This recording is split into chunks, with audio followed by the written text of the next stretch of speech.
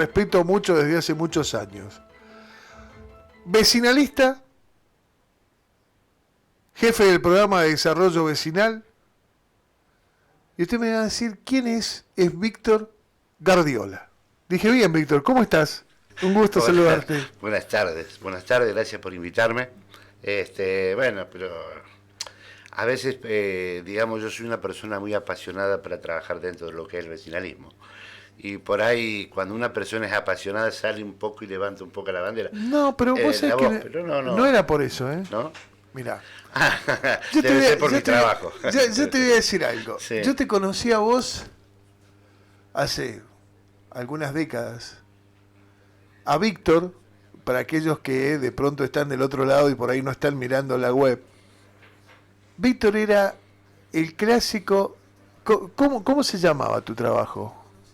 Mi trabajo, bueno, yo trabajaba en una empresa fúnebre. Claro, ¿no? era funebrero. Funebrero, así Exacto, es. así es la palabra. Ese era pero era, yo tengo desde que muere alguien en mi familia, muere en Fraga, y me acuerdo de vos.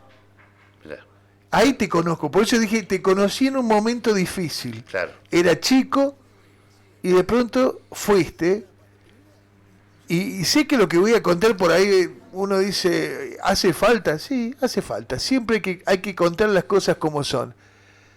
Y ustedes soldaban el cajón. Sí, yo hacía todo lo que era el trabajo. Desde ir a retirarlo, digamos, de la morgue, ponerlo en el ataúd, arreglarlo, cambiarlo y llevarlo a velar y después a soldar.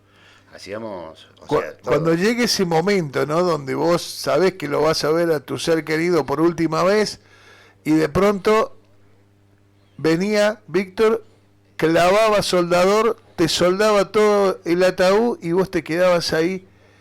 Y la verdad que cuando vos lo veías a Víctor y te persignabas, ya era esa señal de hay que persignarse porque viene Gardiola. Exacto. Víctor, ¿nacido dónde? En Zampacho, provincia de Córdoba. En Zampacho. ¿Y cómo llegás a Villa Mercedes? No, mi historia es, digamos, cuando yo era joven, yo soy el noveno hijo de una familia. Yo tengo 9 hermanos, soy hijo de un, digamos, italiano, ¿no? Que llegaron de Parocino, Italia. Mirá. Mi viejo nació en el año 1907. Cuando el padre muere, el papá de él muere en el año 1909, ¿no? Ellos se radicaron primero en Chaján y después se fueron a Zampacho. Mi madre es hija de españoles. También mis abuelos paternos llegaron de España y mi madre eran de la familia, que ya no quedó más nadie, eran 9 hermanos, ¿no? Bueno, de una familia humilde, una familia que había que trabajar, todo para ayudar para la olla. Eran épocas muy difíciles, eran épocas donde mi padre trabajaba ruralmente y le pagaban con bono. Le daban un bono y le decía, esto tenés que comprar en aquellas verdulerías que eran de los mismos que a él le ocupaba. Que te daban el bono. Si queremos hablar de historia, yo tengo historia porque la he vivido. Yo tenía, por ejemplo, 7 años, vendía diario y ilustraba botas. Y hay un señor que viajé el año pasado a su velorio, que cuando me veía de grande me decía Dario, porque cuando yo era chico no me salía la palabra diario, me salía Dario, ¿no? Entonces, la vengo laburando desde muy chico y desde muy joven. ¿Qué pasaba? En mi pueblo no había, digamos, o te ibas al campo a trabajar o eras peón de albañil. Yo quería otra cosa para mí. Entonces, emigré a Buenos Aires. Para. ¿En qué lugar de los 9 estabas vos? Soy el último, el número 9. El más chico, El digamos. más chico de la familia. Sí. Ajá. El más chico de la familia. El año pasado falleció mi hermano mayor, que había cumplido 88 años. Ajá. Sí, una diferencia así de 20 años me llevaba con mi hermano mayor. Mira. Sí. 88, bien. Vos el más chico. ¿Te diste cuenta que tu vida ahí, Sí, más sí, allá de lo más que podías allá, hacer? Claro. ¿Cuántos años tenías cuando te 18 años. 18 años. Sí, porque cumplí los 18 años, que antes de los 18 vos no podías moverte para ningún lado, y me fui con la ilusión de ser abogado. Ingresé a la facultad Vos hiciste la primaria y la secundaria en San Pacho. en San Pacho. San Pacho. Tenía un bocho bravísimo. Ajá. Yo a los 16 años terminé la secundaria. Mirá. Sí. Tenía 11 años cuando terminé la primaria. ¿Tenías un bocho o tenías muchas ganas de superarte? Sí, bueno, siempre me quise superar. Desde chiquito yo lo veía a mi padre, ¿no? Y decía, es un tano bruto, no sabía leer ni escribir, pero defendía el que no tenía para comer, no sabe de qué forma. Te Bueno, quedó el Tano defensor sí, sí, sí. con la capacidad de haber estudiado. De haber estudiado. Entonces, bueno, tenía mi hermana mayor viviendo en Buenos Aires porque mi cuñado era inspector de los ferrocarriles, ¿no? Y estaba radicado en Casero, provincia de Buenos Aires. Entonces, bueno, fui... Tenías un pie, digamos, allá. Tenía un pie allá. Entonces fui, por ejemplo, para poder ingresar a la universidad. Ingresé a la universidad, pero lamentablemente en la época de Isabel Perón, con la represión y todo eso, a ver, yo era un chico de un pueblo, yo nunca salí de mi pueblo, no conocía la gran ciudad. No le tenía miedo tampoco, pero o sea, la misión mía era trabajar, estudiar y si me sobraba una chirolita, enviársela a mi madre, ¿no? Bueno. ¿Tu padre vivía? No, mi padre lo mataron los militares. Mi padre era un peronista que dio el pecho por Perón. ¿En qué año? Y en el año 76, a ver si estoy bien, cuando fue el golpe militar. Por eso a veces... ¿Y tu mamá queda sola? Sola, quedábamos solteros yo, quedaba soltera, 2 hermanas más, quedaban solteras. ¿Vos alguna vez me escuchaste decir, el criollo muere de pie, pero nunca vive arrodillado? Sí. Esas fueron sus últimas palabras cuando sacó su pequeño cuchillo de cintura adelante de un pelotón militar. Bueno, Eso fue en San Pacho. en San Pacho. Uy, qué historia. No, ¿no? por eso te digo, o sea, vos fíjate que, a ver, el fanatismo mío por el tema del vecinalismo viene y nace cuando yo me entrega en el barrio, ¿no? Cuando yo voy a vivir al barrio de San Luis, donde yo ya veía por mi trabajo algunos barrios que no progresaban porque había asociaciones vecinales que no se dedicaban a la política social, se dedicaban más a la partidaria. Cuando yo, por ejemplo, asumo como presidente del barrio, yo empecé a pelear por ese tema. A ver, el vecinalista es vecinalista. Al político, si vos me ayudás, yo te ayudo. Mucho más allá que yo tenga una camiseta política, pero no la identifico. Acá soy vecinalista. Ni opositor, ni oficialista. Soy vecinalista. Entonces, si vos como intendente me apoyas, yo te voy a apoyar en las elecciones. Si no me apoyas, más vale que no te voy a apoyar. Bueno, esa fue mi gran lucha de siempre y nunca me tragué las injusticias, nunca me gustaron las injusticias. Si vos a mí me diste, si vos funcionario a mí me diste el teléfono para que cuando yo tuviera un problema, para que yo te llamara y vos no me atendés, y bueno, hermano, yo te tengo que reclamar. Y yo reclamaba por los medios. ¿Para qué? Sí, me acuerdo. ¿Y para qué me diste el teléfono? Por eso, por eso. Para que me quedé en Buenos Aires. Bueno, en Buenos Aires, por ejemplo, ingreso yo a la universidad, que está ahí en la calle Pueyrredón, que vendría a ser la avenida Pueyrredón, y Figueroa Alcorta. ¿Viste? La Facultad de Derecho. Yo me la rebuscaba, iba a una biblioteca que estaba en Porredón y Córdoba, porque no tenía guita para comprar los libros. Me la rebuscaba sacando fotocopias. En definitiva me había hecho amigo de la bibliotecaria, por ahí me prestaba los tomos, venía a la facultad, sacaba fotocopias y todo eso. Bueno, empezó, digamos, la época de la represión, viste, que todo.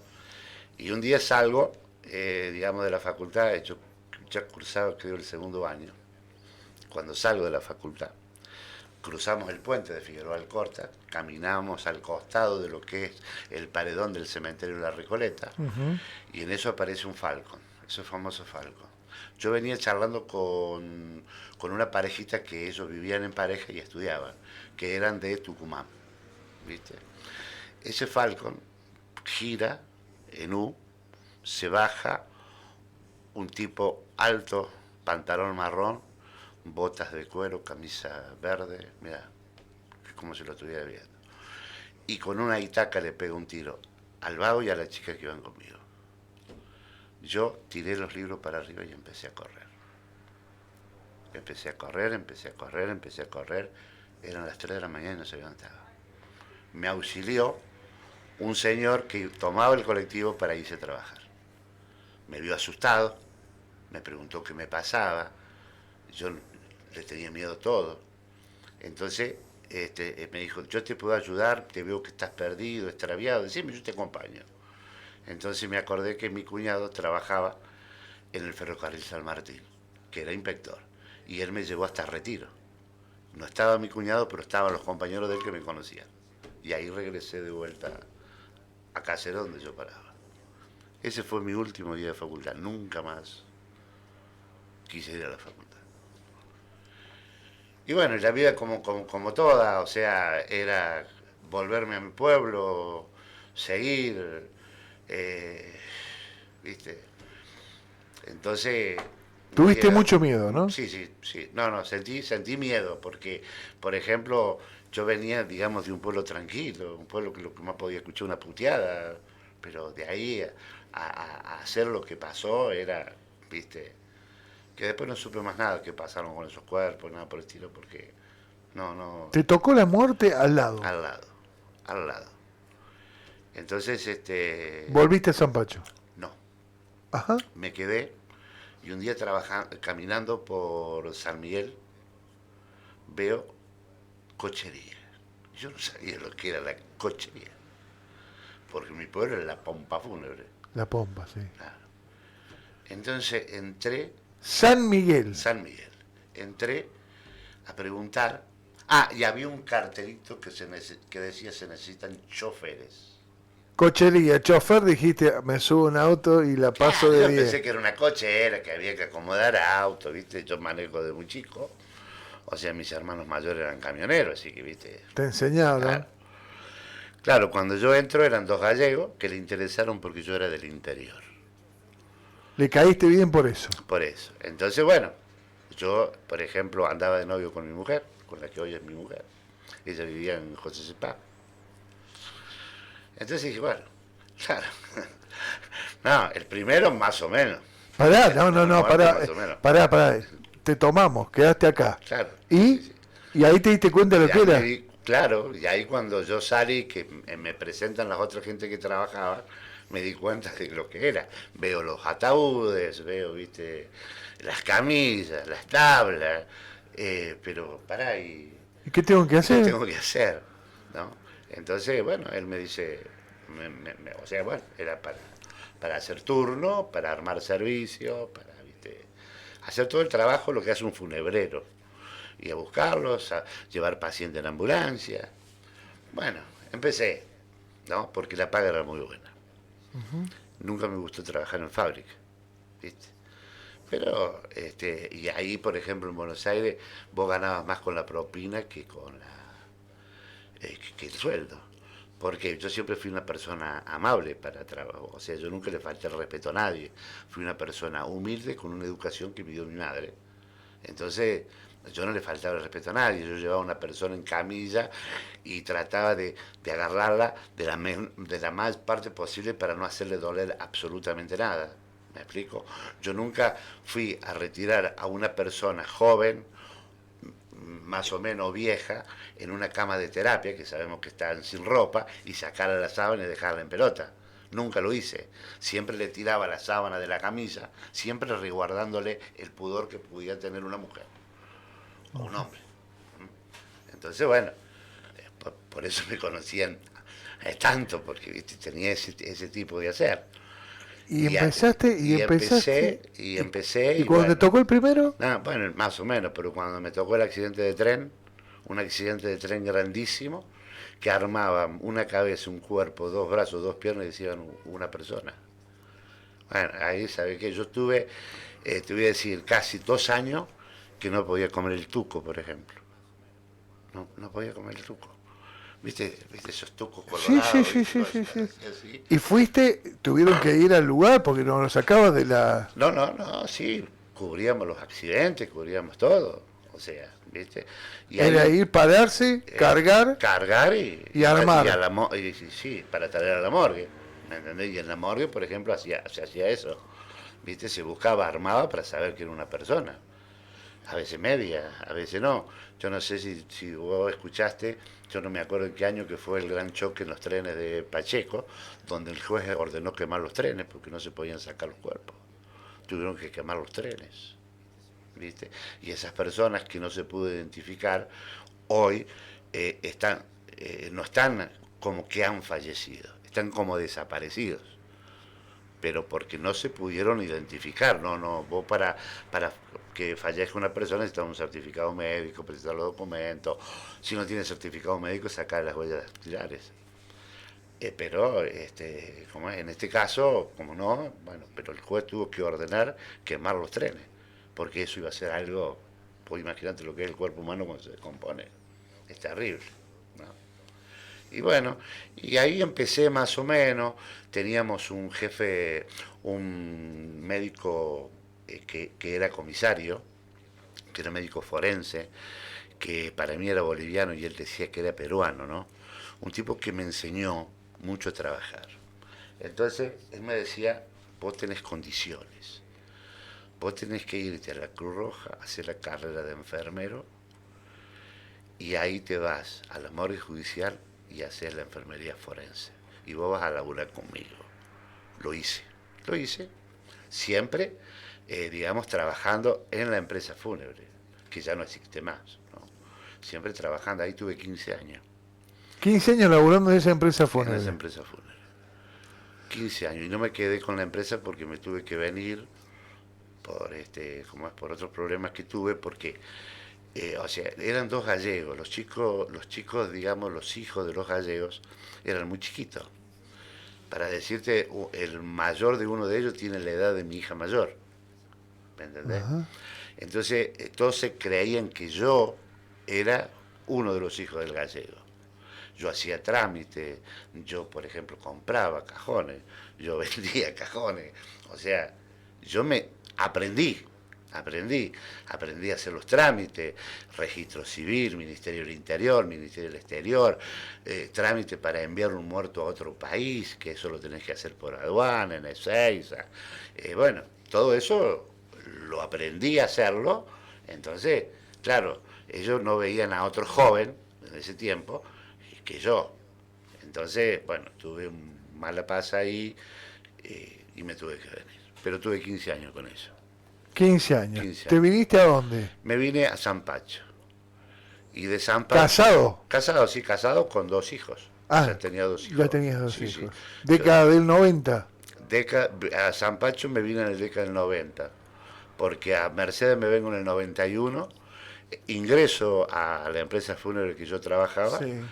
en el año 91 y en el año 92 quedó efectivo. Y estuve del 92 hasta el 2020, que empezó la pandemia, que se falleció un compañero nuestro, que no Sí. falleció por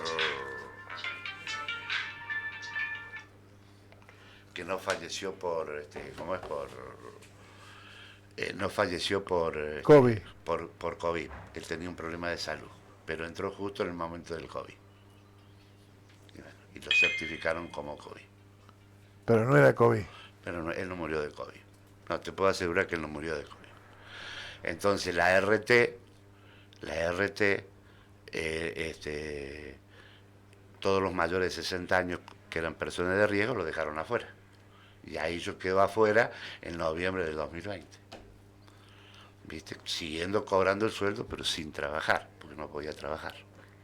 Hasta que me jubilé. Yo me jubilé en el 2021, que cumplí los 65 años. Y volviste a San Pacho viniste a Villa Mercedes, entraste rápidamente, Sí, con todo sí, tu sí, con todo mi conocimiento. conocimiento, sí. Por ejemplo, ellos, lo que le interesó, digamos, a la familia Ballesteros era el conocimiento que yo tenía, ¿no? Era muy distinto a lo que, digamos, se Se acostumbraba y acostumbraba. lo que estaba acá, ¿viste? Y bueno, y tuve 30 años en la previsora. 30 Perdón, años. sí, 30 años. Y, y acá viene la pregunta. A ver, empezaste armando, porque antes se armaba en las En las casas. casas, antes se armaba capilla. Sí, sí. O sea, en la provincia de Buenos Aires, donde yo trabajaba, se usaba mucho, digamos, la casa mortuoria, que es el domicilio, no la sala velatoria. Ujú. Bueno, cuando vine acá, se usaba más a veces la sala velatoria que la mortuoria, que la casa. Pero, por ejemplo, en Fraga se usaba la mortuoria, digamos, Exacto, exacto, exacto. En Fraga, por ejemplo, creo que hasta que se hizo la sala la sala velatoria, que velatoria. la hicieron por el centro jubilado, si no mal Sí, recuerdo, efectivamente. se velaba en la casa. Entonces íbamos con todo lo, digamos, las capillas ardientes para armarla. Y bueno, y después cuando levantábamos el servicio, que lo llevamos al cementerio, lo veníamos con todo. Con Sí, todo. sí. Y a vos te tocaba coche fúnebre o... Cualquier cosa, el coche, digamos, el furgón para instalar, el coche fúnebre, la carroza fúnebre para manejar, el coche de duelo para manejar, la ambulancia, yo viajaba mucho afuera, Ajá. tanto sea con el furgón como con la ambulancia llevando pacientes, llevando cadáveres. Iban a los crematorios. Iba, últimamente cuando se empezó, cuando empezaron a aparecer los crematorios, acá en Mercedes le costó mucho, por ejemplo, adaptarse al cementerio parque, por Sí, ejemplo. sí. Costó años, ¿eh? Sí, sí, sí, sí, Porque sí, la sí. gente no, o sea, decía, no, yo no lo voy a ir a tirar al campo, ¿no? Te Bueno, encontrabas con me todas esas encontraba cosas. con toda esa gente. Entonces, costó mentalizar a la gente para el cementerio parque. Y después costó mentalizarlo para el crematorio. Para el crematorio Sí, también. sí, hasta que ahora es una cosa muy común. Yo creo que van más al crematorio que al cementerio municipal o al cementerio parque. Bueno, y me parece que el municipal ha quedado aún menor. Y puede ser, sí, porque ya era chico, ya faltaba, digamos, espacio. Entonces, como es, cuando yo estaba en el 2000, digamos que yo me retiré en el 2020, en el 2020, se estaba planificando para hacer, digamos, o sea, estirarlo, y después, por ejemplo, hacen un cementerio, antes de llegar a Fraga, Sí, que decía que iba a ser para como un cementerio parque. sí, no quedó nada. No, claro, pero Está la no. garita Sí, de... sí, sí, pero no se pudo, no se hicieron, no se hizo Sí, no llevaron a nadie a ahí. nadie, no, porque en realidad yo te explico, a mí cuando me preguntan mi opinión, porque iba a ser para las personas que murieron de COVID. De COVID. Entonces yo decía de que para enterrar a una persona de COVID no se podía enterrar en tierra.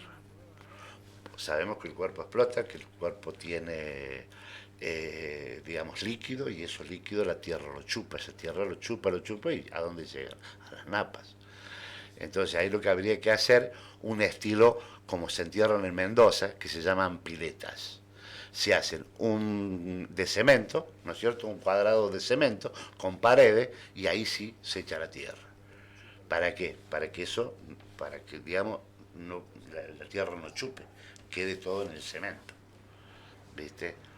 Esa, porque si no, me parece que va a ser una Y contaminación bueno, ¿y qué pasó? Porque, digo, no los llevaban a Nichera, sino los mandaban a la a la tierra, tierra.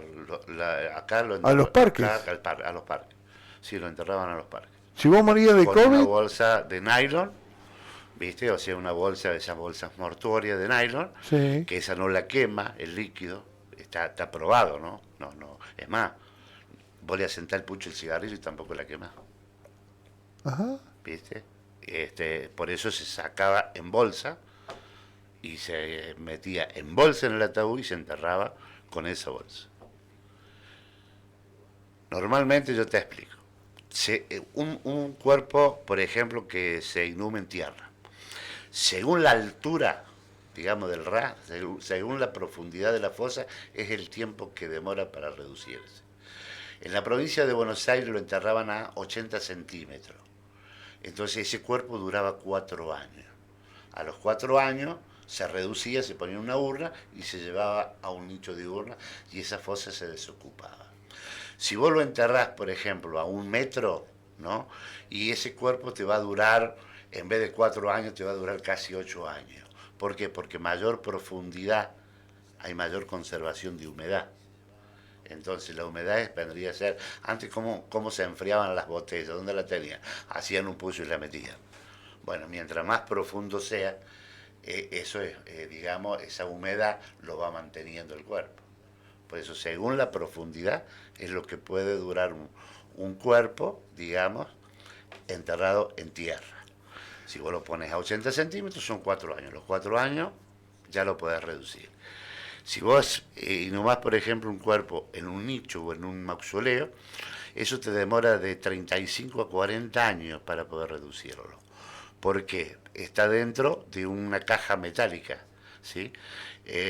Cuando vos, por ejemplo, terminás de, digamos, de soldar, el cuerpo, al no tener más contacto con el aire, no, o sea, vulgarmente dice, revienta. El 80% o el 70% del cuerpo humano es líquido. Ese líquido lo tapa el cuerpo. Entonces, primero se tiene que secar ese líquido y después secarse la carne o lo que queda de ella para poder reducirlo, que queden los huesos solos. El nicho y el mausoleo es más o menos esa cantidad de años que demora. Cuando se dice a perpetuidad, ¿viste? Decir, compré una parcela a perpetuidad. Se baja, son 3 niveles, va al más abajo el primero, el segundo, el tercero. Digo, ¿esos quedan ahí para siempre? Eso sí, la perpetuidad es a 99 años. La perpetuidad está denominado que es hasta los 99 años. Eso queda ahí para siempre. Acá, por ejemplo, en los cementerios Parque Jardín, no existe que vos lo saques para reducirlo, excepto que haya pasado un tiempo y que vos lo quieras reducir, porque esa parcela, si vos seguís abonando los aranceles tuyas, sigue siendo tuya. ¿Me Ujú. explico?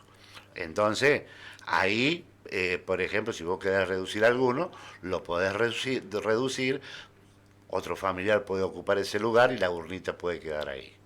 Pero si no, eso queda Para para siempre. siempre. ¿Sí? Cuando te tocó el primer muerto, digamos, lo tuviste que preparar. Entre todos esos que preparaste, digo, a lo largo de toda tu carrera, ¿cuál fue el más difícil? No, lo más difícil a mí lo que me costaba mucho eran los bebés. ¿Viste? Los bebés, los pibes jóvenes. Los bebés porque, bueno, yo en ese momento tenía a mi hija que era bebé, ¿no? Es más, me costaba hasta a veces llegar a casa y levantar a mi hija porque tenía miedo de que trajera algo, viste, algún virus o algo, ¿no? Eso es lo que me costaba. Después, por ejemplo, yo lo tomé, cuando yo me fui acostumbrando, lo tomé como un trabajo. Mucho, Eso te iba a preguntar. claro, mucho, por ejemplo, de los otras gente que trabajaba, sabían ir a un psicólogo.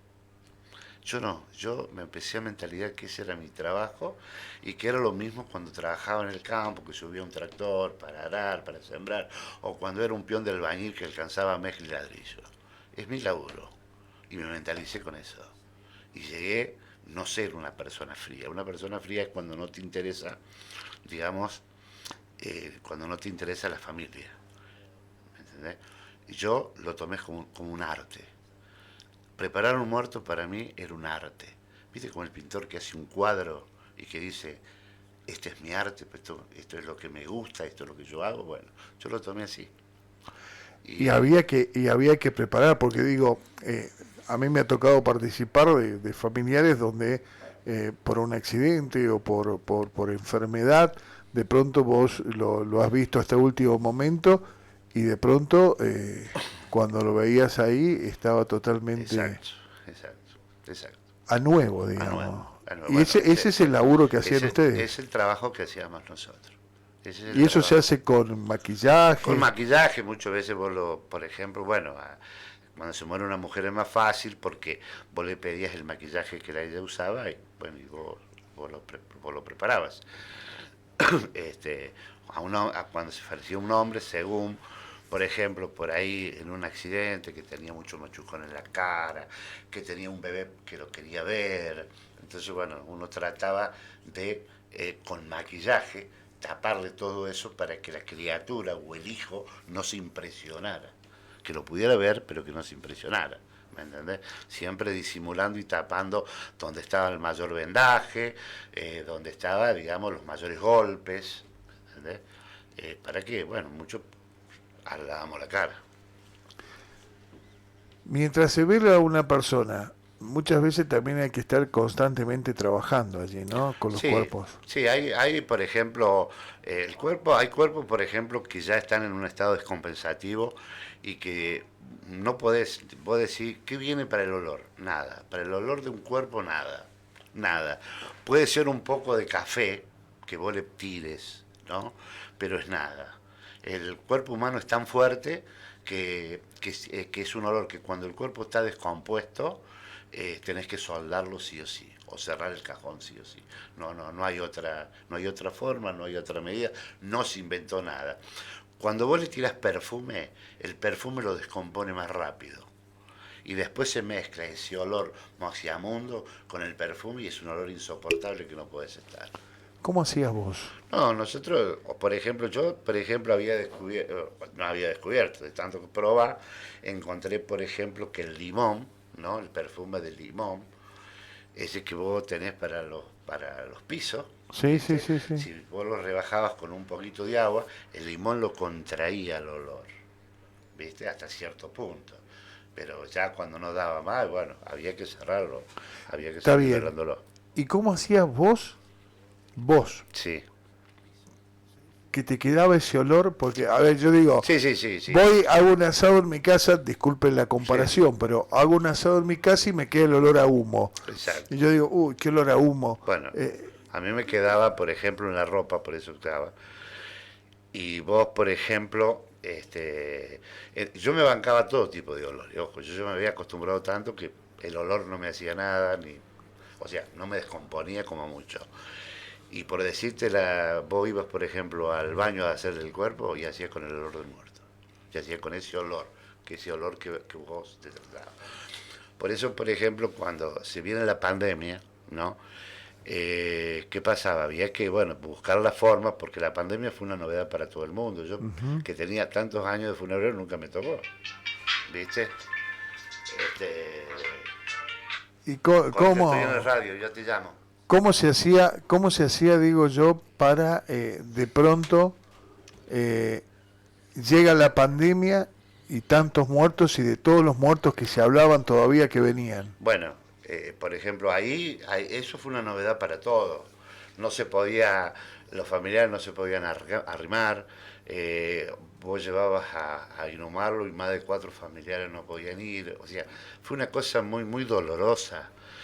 No lo podías velar, no lo podías ver, no le podía dar el último adiós, ¿no? Por ejemplo, fue una cosa muy dolorosa en el sentido humano, ¿viste? Porque por ahí, qué sé yo, entonces, y había momentos que la gente se iba a la morgue y vos lo tenías que proteger por el contagio, porque si lo dejabas pasar adentro de la morgue corría el riesgo de que se contagiara. Y había tanto que ya no había más lugar en ningún lado para atender a los que tenían el COVID, ¿no? Si era COVID o no era COVID, no sé. Yo tengo mis dudas. Yo tengo mi duda. ¿De qué murió tanta gente? Y bueno, sí, por ahí. Pero, no sé lo que pasó acá. No sé, mira. Yo no sé si decirlo, esto fue algo al propósito, esto fue algo porque, qué sé yo, no todos moríamos de COVID y todos los certificados era COVID. ¿Me explico? Ahí cerraba los ojos y COVID. Ante la duda, COVID. Ante la duda, COVID. Y a veces no era COVID. Pero bueno, ¿Te tocó alguna vez algún familiar? que haya... O en ese caso lo hacía No, no, otro? no. No, que haya sido, por ejemplo, de COVID, que haya muerto de COVID falleció el hermano menor de mi señora en Buenos Aires, que bueno, no se podía viajar, no se podía ir, ¿no? pero digamos de mi parte, no. COVID supuestamente estuvo mi hijo, tuvieron mis nietos, tuvo mi hija que vive con nosotros, pero yo y mi mujer no tuvimos COVID, no los agarró el COVID. A mí el médico, los médicos me decían que yo, de haber andado con tanta porquería, ¿no? Entre digamos, el léxico que tenemos nosotros, y haber tragado tanta mugre, yo tengo un cuerpo inhumanizado, que es muy difícil que yo me vaya a contagiar de algo, ¿no? Pero a mi señora tampoco le agarró, ¿eh?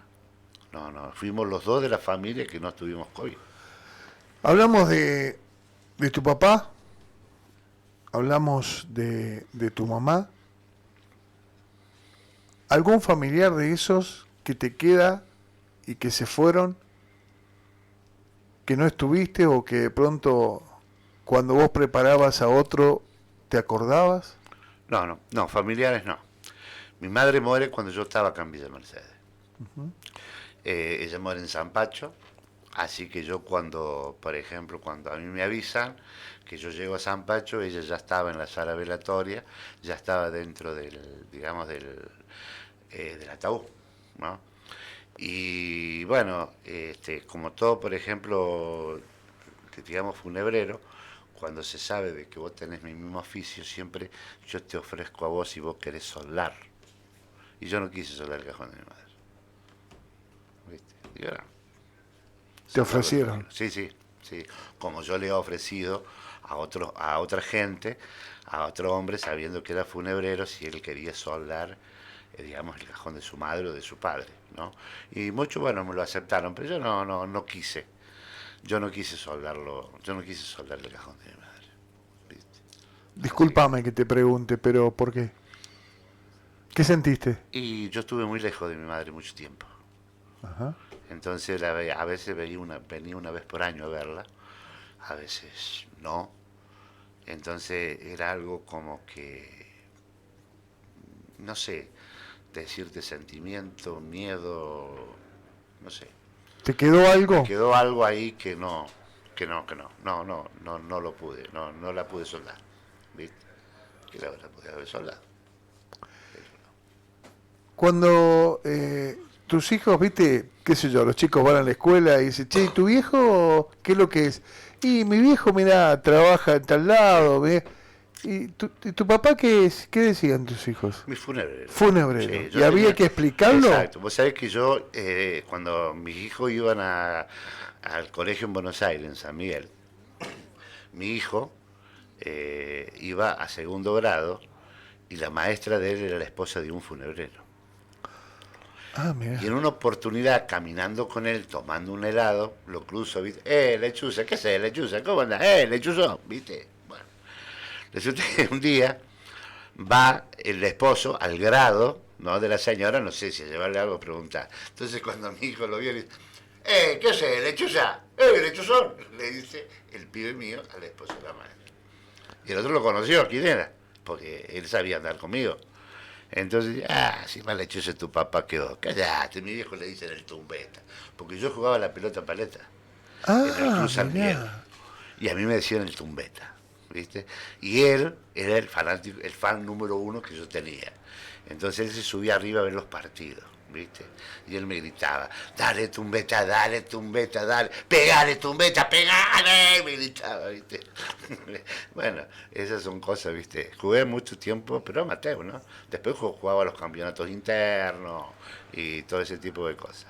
¿Extrañaste haber dejado? Digo, Sí, porque te viniste acá y... Me vine acá y lamentablemente no pude jugar más, ¿viste? Y los primeros tiempos sí, extrañaba ese movimiento, ¿viste? Y por ejemplo, ¿nunca le hiciste al padre la...? Sí. Pero no es lo mismo. No, acá no. Ah. No, yo me inicié en el tenis. Ajá. Yo tenía 2 canchas de tenis a media cuadra de mi casa. Entonces, la vez que íbamos a jugar, llovía, no podíamos jugar. Con nosotros jugaba un chico que trabajaba en aduana y nos dice, yo soy del Club San Miguel y juego a la pelota paleta.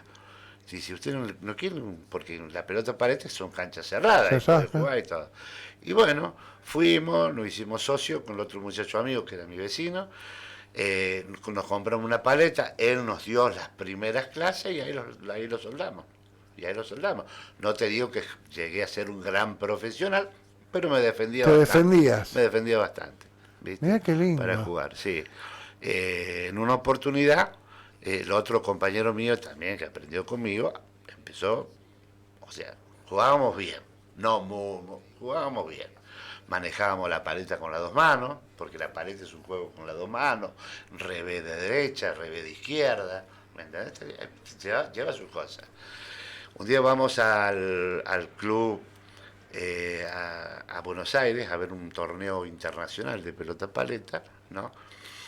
Y había dos personas mayores, te estoy hablando mayores, nosotros habremos tenido 30, 35 años, 40 años, y ellos ya tenían como 65, 70, se fumaban un pucho atrás de otro, y y mi amigo siempre, viste, qué ganas de jugar un partidito por la cena, viste, vamos a cenar gratis, loco, vamos a agarrar un par de, viste lo que es el porteño, ¿no? Sí. Entonces estos hombres dicen, bueno, si quieren hacer un partidito, dice, entonces nosotros le jugamos con mi hermano.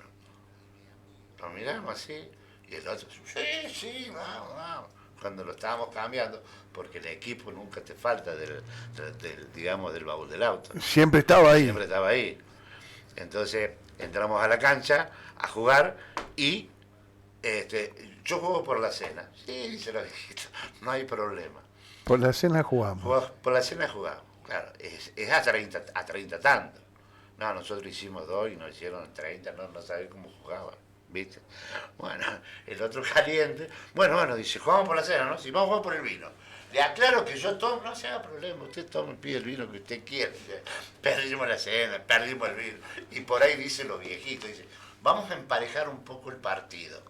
Le vamos a jugar nosotros con el mango de la paleta. Le vamos a agarrar al revés la paleta. Nosotros vamos a pegar con el mango. Nos miramos con la... Bueno, nos mataron peor. Viejo canchero. ¿Sabe quién eran? Los hermanos Ro, campeones internacionales. ¡Claro! ¿Y qué? ¿Ustedes no se habían dado cuenta? Ni los habíamos, ¿viste? Ni los habíamos, ¿cómo es? Ni conocido, ¿viste? Campeones internacionales de la pelota paleta. Tal es así que jugamos el postre, ¿viste? Bueno, el postre dice, mire que yo tomo helado, le dice el hombre. Bueno, dice, no hay problema, dice, un problema. ¿Qué? Nos ganaron la cena, el vino, el postre. Y él cuando pide el postre lo pide con una frutillita. Y mi amigo, de tanta bronca que tenía, le dice, no, le comió la frutilla y dice, era el helado solo, sin la frutilla. Ah, de caliente, mirá qué bueno.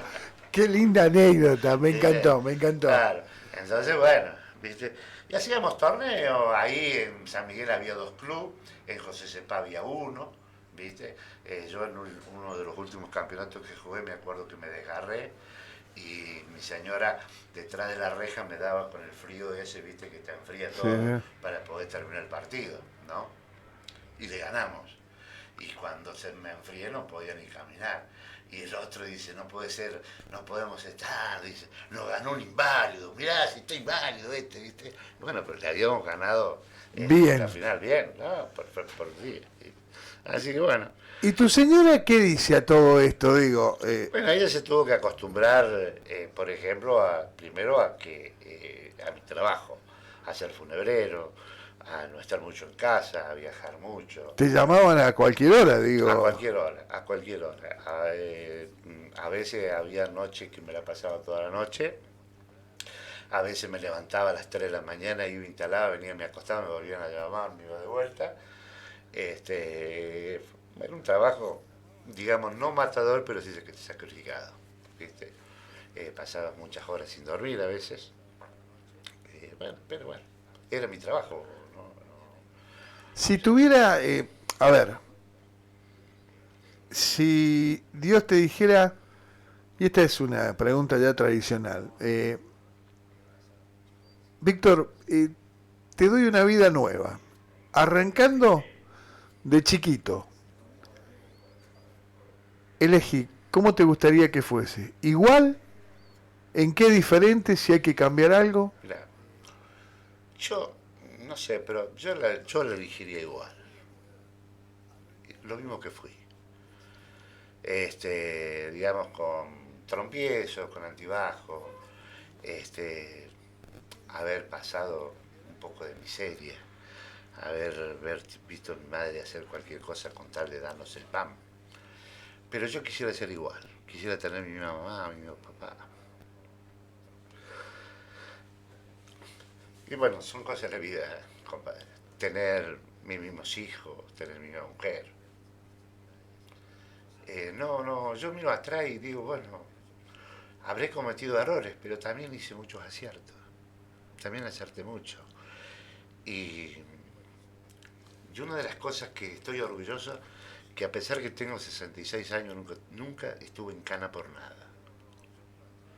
Por nada. ¿No? Mi madre siempre me dijo, usted camine siempre por el buen camino. Estaría orgullosa. Estaría re orgullosa. Siempre caminé por el buen camino. Sabes que ya no te tengo miedo. Gracias. No, por favor, gracias a vos. Gracias a todos los que nos escuchan. Es bueno a veces contar una historia de vida, ¿no? Hermosa. Y bueno, por eso te digo, soy apasionado del vecinalismo. De eso vamos a hablar. En otro día vamos a hablar del vecinalismo. Víctor Gardiola con nosotros, el funebrero que todos conocen en Villa Mercedes y en la región. Hoy. Te cuento algo, sí. Rapidito. Una noche cenando, festejando los cumpleaños de mi yerno, se acerca el mozo y me trae una botella de vino. Bueno, no la pedí, no, se la mandan de aquella mesa. Miro así, un señor que me saluda.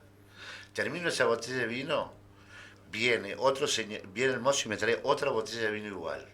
No, pero te lo mandan de aquella mesa. Entonces yo me levanté a agradecerle. No, hermano, vos me llevaste a mi papá a Córdoba. Vos fuiste a buscar a mi mamá a Buenos Aires. O sea, vos fíjate que, ¿no? Y a veces me saluda tanta gente y yo digo, ¿y dónde me conocen? Y me conocen de ahí, no de otro lado. El funebrero famoso aquí en Hoy por Hoy. A la vuelta.